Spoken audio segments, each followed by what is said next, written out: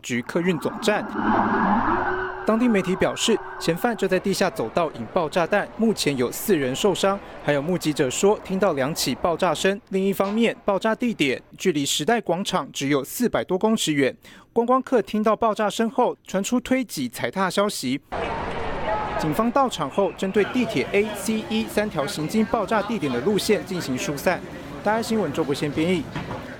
有人祸也有天灾。美国南加州林火到目前烧掉了超过10万公顷的土地，温图拉郡最大的